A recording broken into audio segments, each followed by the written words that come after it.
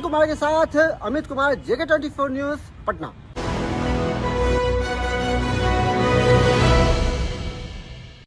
नमस्कार दोस्तों, आप देख रहे हैं एक विशेष कार्यक्रम सिटी रिपोर्टर। मैं हूं इरशाद अहमद। मैं लाया हूं आपके लिए महाराष्ट्र से एक बड़ी खबर। महाराष्ट्र में विधानसभा चुनाव के नतीजों के बाद ईवीएम पर सवाल उठना शुरू हुई है, तो महाविकास आघाड़ी के नेताओं ने चुनाव आयोग सहित भाजपा पर आरोप लगाए। तो वहीं आरोप प्रत्यारोप का सिलसिला थमा नहीं था कि अब राज्य के मुख्यमंत्री देवेंद्र फडणवीस ने चुनाव में विदेशी हस्तक्षेप का बड़ा दावा कर दिया है। चुनाव में विदेशी हस्तक्षेप के सबूत आतंकी फंडिंग की जांच कर रही एटीएस से खुलासा होने की बात सामने आने लगी है। विधानसभा में अपनी बात रखते हुए फडणवीस ने कहा कि महाराष्ट्र एटीएस विधानसभा चुनाव में आतंकी मॉड्यूल फंड की जांच कर रही है।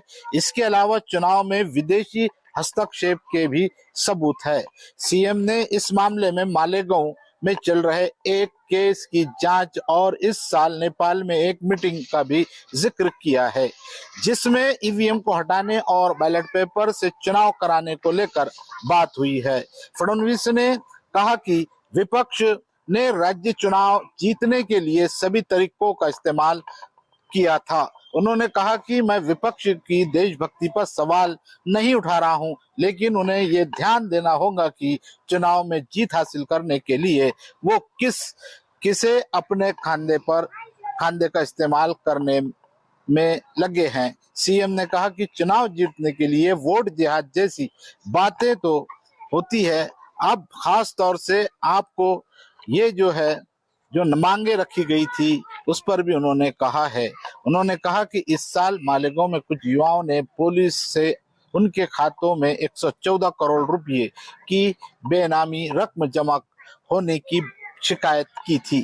सीएम ने कहा कि इस पूरे मामले की जांच एटीएस कर रही है।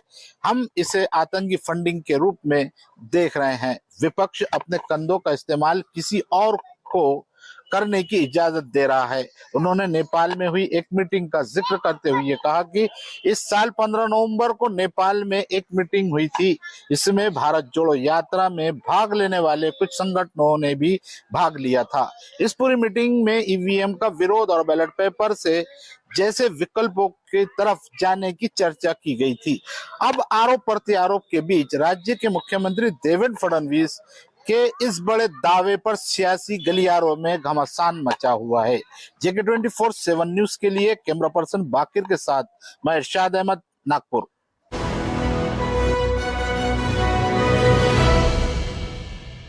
नमस्कार, आप देख रहे हैं हमारा खास कार्यक्रम सिटी रिपोर्टर और मैं हूं धनराज गर्ग देहरादून से। और आज आपको बड़ी खबर बताएंगे राजधानी देहरादून से कि जो मौसम है वो कहीं ना कहीं कहर बरपाता हुआ नजर आ रहा है, क्योंकि मौसम विभाग